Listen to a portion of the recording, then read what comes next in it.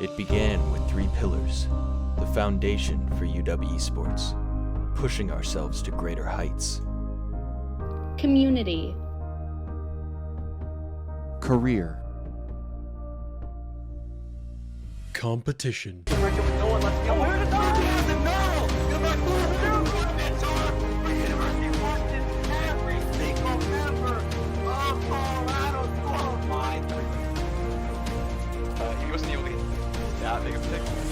Oh yeah. Reminds me of Toronto Defiant. Toronto Defiant Yakpung. Reminiscent of that, of just juggling everyone into the corner there. Maybe that'll be the game changer here for UW. Maybe. Oh my goodness! What an angle by Wizard! Wow. What a shot. Hello, and welcome to our UW Esports Game of the Week. Today we have the privilege of watching some of our UW Overwatch team take on Virginia Tech in a 1-2-3 matchup, just as we've been doing since the school year started. And I like to start off by saying that as an esports program at the UW, we seek to build and foster community and just show the way through to the vast career opportunities in the field of gaming. And we also want to promote the virtues of healthy competition because no one likes a tilted player. Like, I actually was just playing some games recently, and some of my teammates came close to tilting. We don't really like that, though. Anyway, through esports, we are able to communicate with one another, forming and developing digital communities, which is really necessary to the challenging, especially through COVID times that we are facing. And I thank you for joining us and spending your time with us tonight. Follow us here, drop the follow. If you're really feeling nice, maybe drop the subscribe. I don't know. And then also drop in our Discord here at UW Esports. Now, to introduce, I'm Nelson. I go by pandabear, and yes, actually, I go by pandabear now. And Blizzard allowed us to change our battle tag, so I just kind of took the opportunity, and I'm now just pandabear. Yeah, and it's the name change is pretty good. Like the moment when I could finally drop the numbers at the end of my name was like just one of the best parts. Yes, yeah. Yeah. And I'm joined here by Tariq. Go by Cheater, right? That is right. I'm a first-year master's student at the University of Washington, and this is actually my first stream. This is my inaugural stream. Yeah. Let's go. Let's go, I'm a double dog. I did my undergrad here, and I'm back here doing my grad. That's commitment.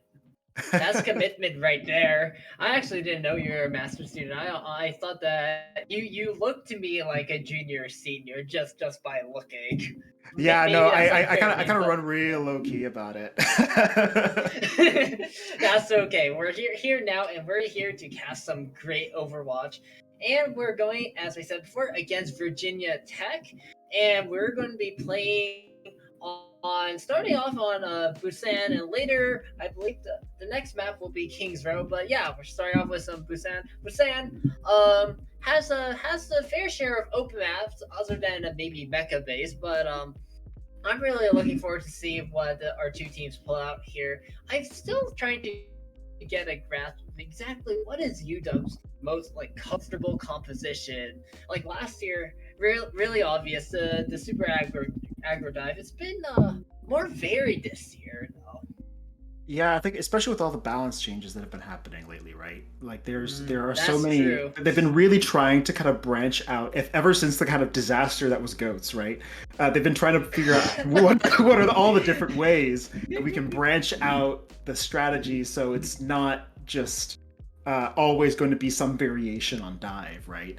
And I think Busan is a good opportunity to kind of see. You have a couple of different paths of approach and a couple of different creative tactics that you can use here, and I think it will be really interesting to see, especially what happens, especially with the player lineup today. Yeah, and I think we're ready to just go into our game and see just what's going to go down. And it looks like we're starting on the Busan to downtown with the trains that actually killed me a few days ago. I was just a bit too close. But that train. You gotta watch those moved a little environmentals. fast. They come in all the time. Maybe if that train. Dalith is That actually train playing is just Lucio speed. today, which should be maybe we'll get some environmental kills as a little bit of a bonus for us. Okay, is this okay? So we have the Somber Reaper, and this looks like a 6-man composition from UW. And actually, this is gonna be 6-man for 6-man. Watch how healthy these Winstons stay. As the Winston's just trying to trade picks in. Oh no, Milkman gets caught in the back line a little too aggro, and all of a sudden there's no disengage left for University of Virginia Tech, and now the tanks are just getting chunked down here. And now we're just gonna go to the aggro, just try to push everyone back. No one's capping the point yet, but wow, Milkman goes down again, and there's actually that's actually pretty meaningful here in terms of the ult charge as UW picks up the cap. Yeah, no, absolutely. It was really incredible. You saw Snecky get about 30-40% just in the first few seconds of that fight, despite being hacked, really making a lot of good use. They're going to be getting halfway through this fight with about 2 or 3 different ults. And Virginia Tech has gone a full swap here. Carissa Sig, Tree, and Brig. So this is a really pokey kind of composition. Tried to destroy them before they even get in. And now we're just gonna go in here and Apple, he's already down, but Sigman kind of got a little close for comfort, but there's the Cold trying to keep everyone up. Impy comes out, catches the Orisa, and Orisa is gonna go down. The Junkrat gets caught on the top here, and Virginia Tech, that's a go next. Oh, yeah, no, that's looking very rough for Virginia Tech. They tried to see what they could do to kind of swap around, but really they didn't have any options of how they were going to pick off the kind of really valuable players, and I think they're just having a bit of a hard time identifying who they really need to go after. Right, with 6-man, everyone is just so mobile. Everyone has wait. Cecil gets hacked. Just gonna wait it out. What angle do you approach this? Because everywhere the 6-man just gonna be there, ready and waiting for you. As Neo's Dragon gets scooped forward, I think, and gonna go down. Ultimates to Moira. And now everyone's just kind of going. Here comes the death. Oh, there it is. Doesn't get too much from that, but it does force out all of the resources from Virginia Tech. Now we have the sound barrier available. Let's see how this is gonna go here. Yeah, as a DPS, you want to really make sure that you hide behind your tanks. Your tanks should be taking the most damage. Neo's got a little bit too far ahead, and UW saw the opportunity and made sure he paid the price for that.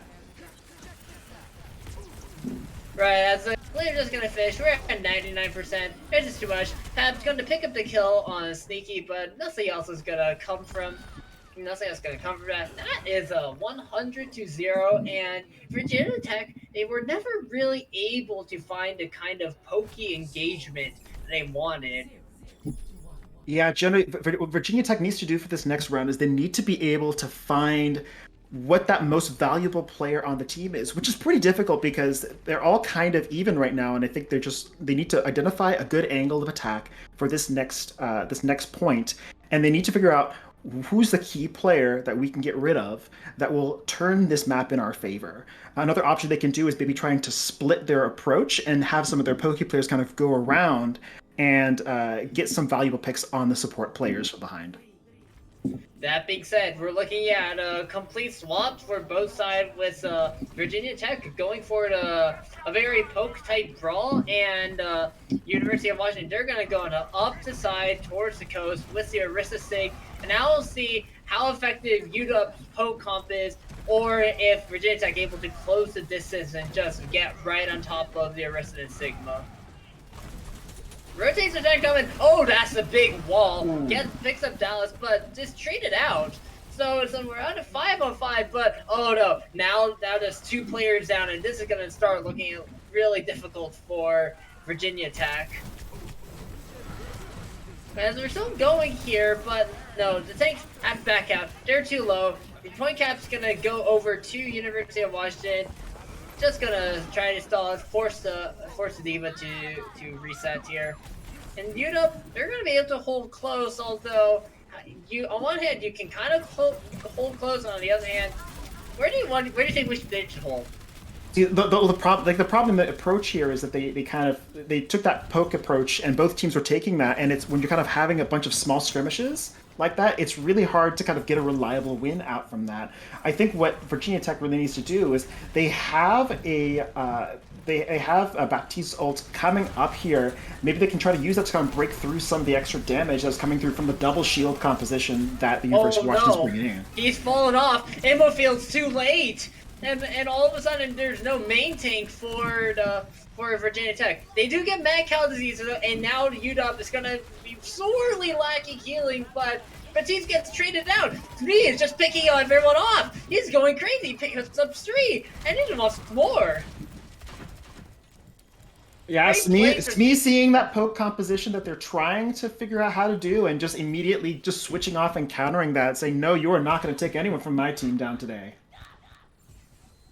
Right. The picks on the 2 supports absolutely massive and making sure that's going to work. And here's the brawl. And oh no, Sneaky flies too close to the sun. He's gonna get taken out. Bob comes in, but the deep bomb comes to just make sure that they have to take space. All the toys get destroyed from University of Washington, but there's still Bob. The thing of mild nuisance here.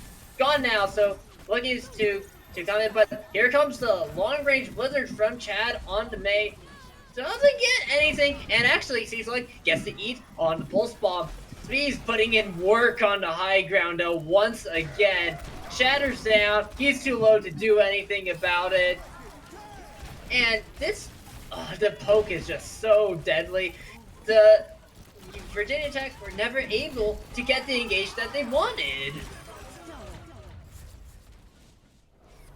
Virginia Tech really took a beating in that one game. It's very difficult because when you have a situation where you are going up against a team that is constantly building ults, you need to pay much more attention at how those ults are going to be used and making sure that you get the most value out of each single one. Because if you're going up a team that has 4 ults ready, pretty much almost every single fight, you need to make sure that when you're using your Blizzard, when you're using your Bob, you are trying to get the most value out of that as possible.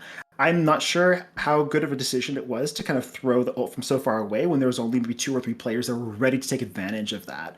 And so I think as we look at this next map, we're going to really want to see a more bang for your buck for the ult and maybe a little bit more conservative play in that regard. Right, and it goes to show just how both Brawl and a Poke are viable, just at a different kind of setup. Before, Virginia Tech tried to go for the Poke, and they are always were never able to stay far away while also getting getting close to take the capture point. On the second point, University of Washington, they're able to win the first fight, and then you can see where the poke starts to really shine there, where now you have Speed taking the high ground, peppering damage on the Brawl from afar, and then the Arista and Sigma, they're just all over the place, and the Brawl is just always surrounded. Great play from University of Washington, understanding how to play Brawl versus Poke.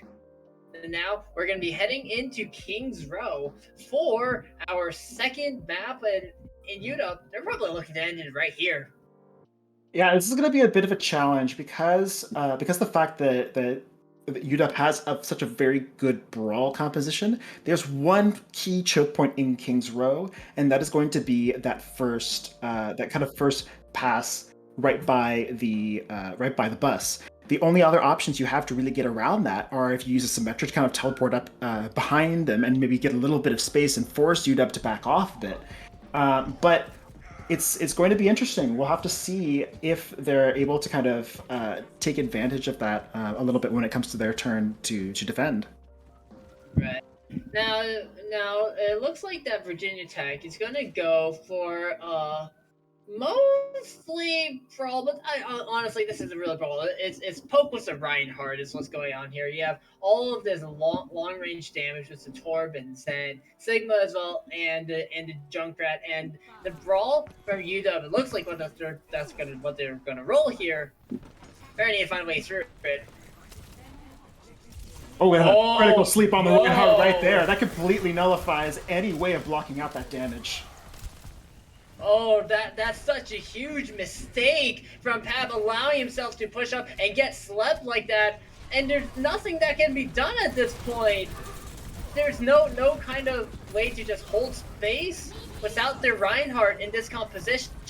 They're going to need to give up at least 2 ticks. Now the Reinhardt's back, and they'll see if they're looking to get the recontest here. Looks like they might just let this one go. Yeah, no, there's a point where you just need to cut your losses when one of your critical players for your composition is out. You just have to kind of cut the loss and hope you can push back the payload as much as you can here. That being said, Trip goes down, but the Flying Shatter, probably no one's able to deal with it because the Reinhardt's not there to protect it.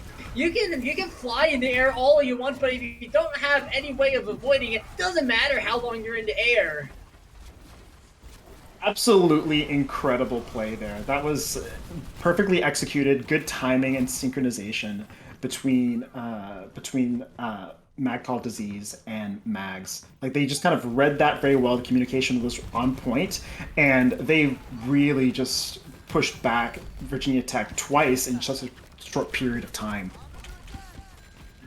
That being said, Sneaky is down for the moment. Should be back pretty fast, but you know, probably need to hold off a little bit, wait for their diva to return here. That's me. Oh, he's pretty close to his Deadeye. Might be looking for some tricky play. Not Immortality Flow. The Ant Matrix is committed for Virginia Tech, but the kite is good. Everyone's able to avoid it. Now it's over, and now the anti onto he's so low from that. Able to get out for now. Huge tire though. Making sure that nothing of that Deadeye could actually come to fruition. That was actually really clutch. That is exactly the kind of ults that Virginia Tech was looking for in Busan.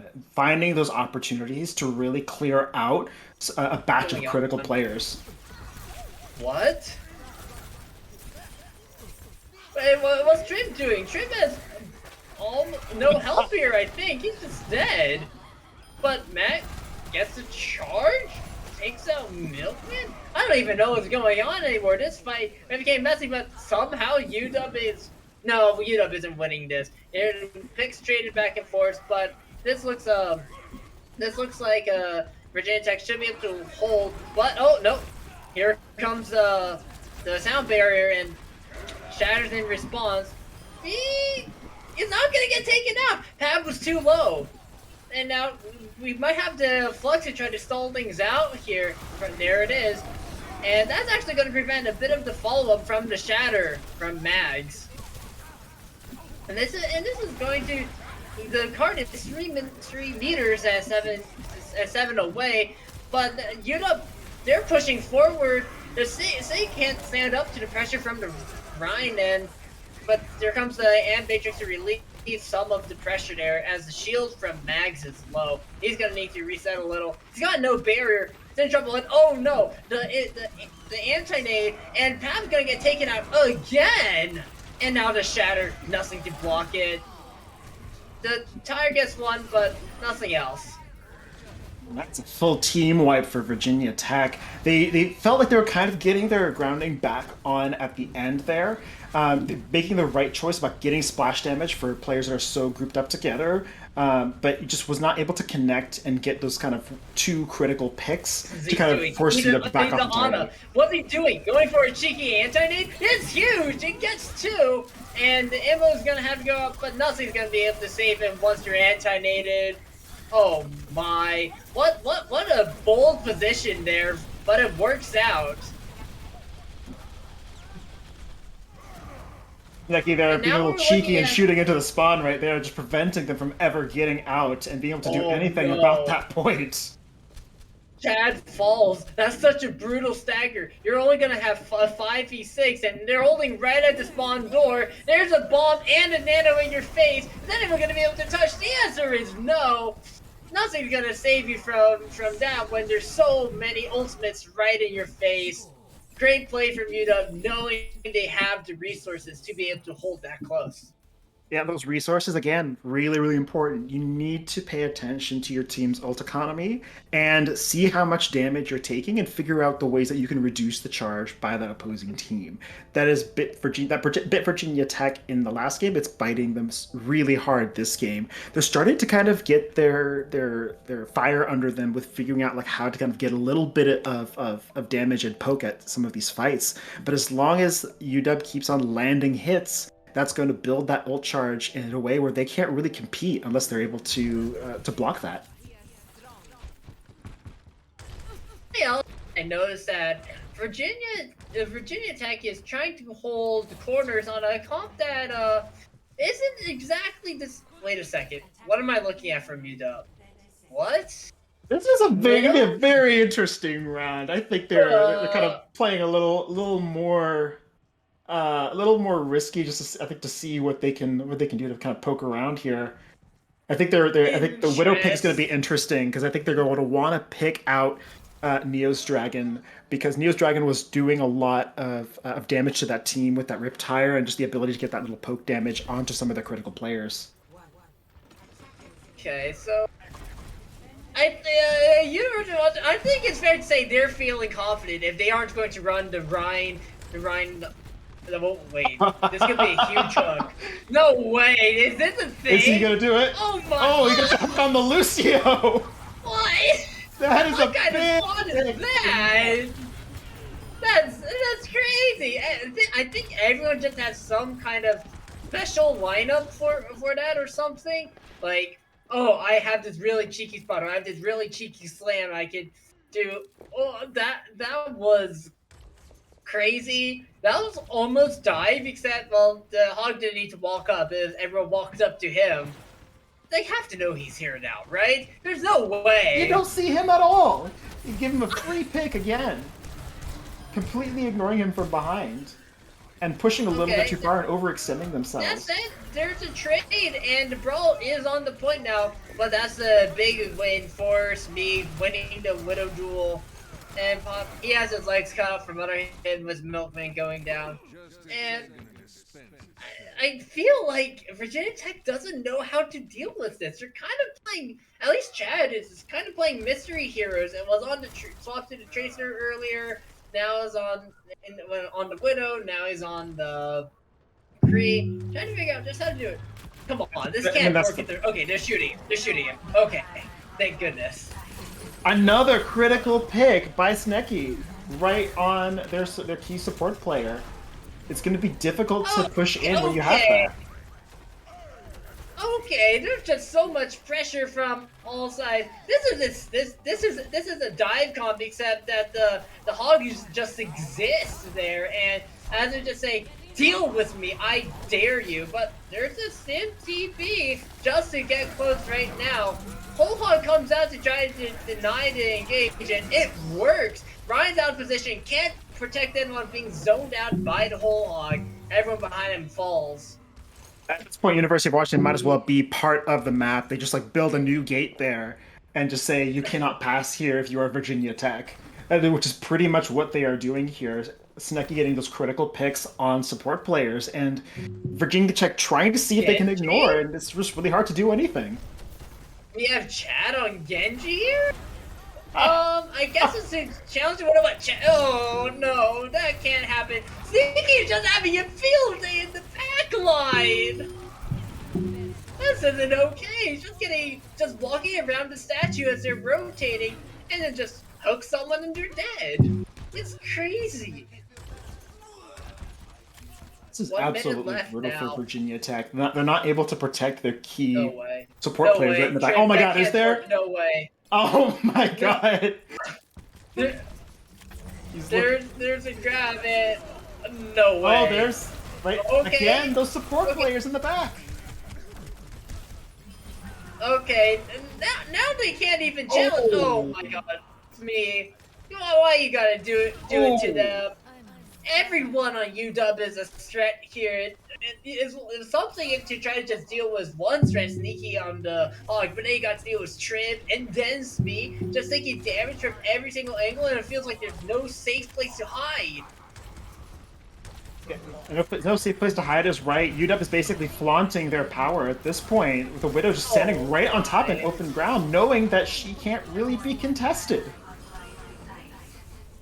Another pick again on one of the support players. There's just absolutely nothing to do here. That was brutal. That was a very, very rough game for Virginia Tech, and it's like I mentioned at the beginning, when you have such a powerful brawl team holding the defense like that, you need to find a way around them. You can't just keep on doing the same thing over and over again and expecting something different, right? You're just going to give them ult charge, you're going to give them more advantage, and UW really just kind of flaunted what they had right there, which was just brutal for Virginia Tech. Yeah, that was soul crushing almost, and to do it on Hogzar, Doomfist Widow on King's Row. Who does that on King's Row? I don't feel like I've seen that since Quick Play got rid of the hero limit, or had no hero limits. Oh yeah, like double. To be fair, double off tank was a thing for a little bit when the hog buffs were fresh, but I haven't seen that since then. But the UW were able to pick apart the brawl rotations so well. Every time they go through the past around the statue, Sneaky's able to find someone lagging behind just a little, not protected by shield, pick. Or Smee's just sitting on top of statue or behind somewhere, and someone's just up behind the shield, pick. All the picks coming in. Trib gonna get a long slam in, uppercut, pick.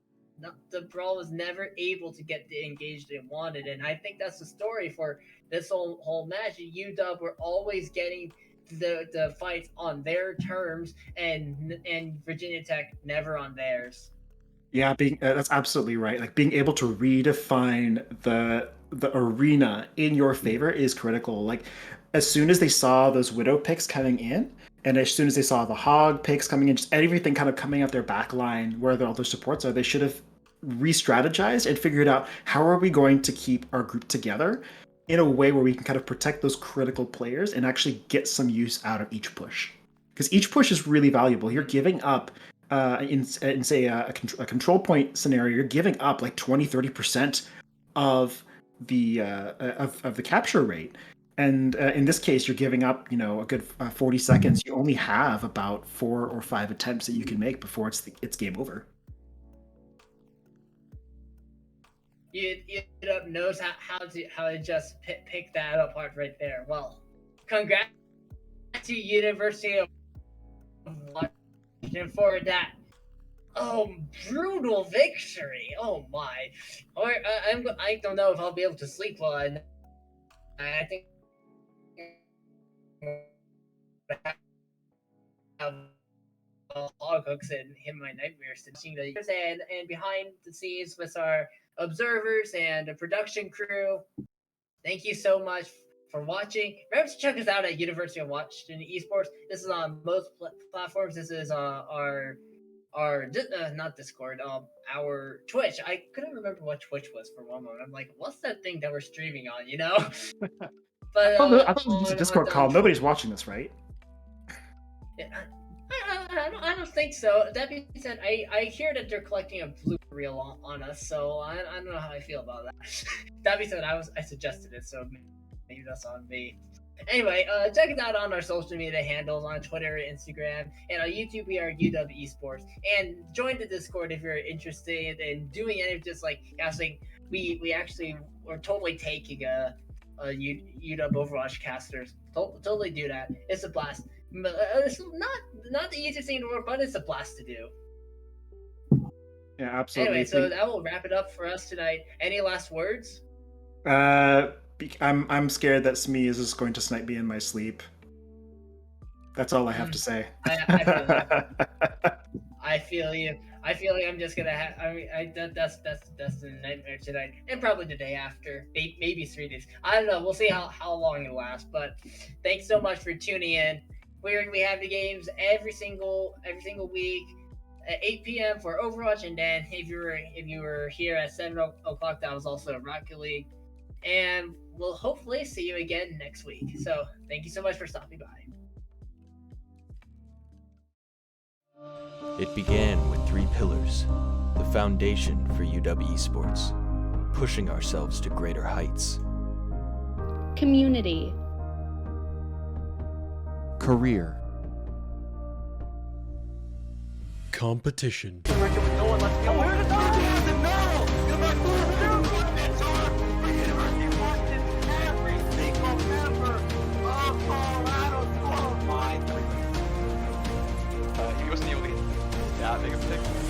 Oh yeah.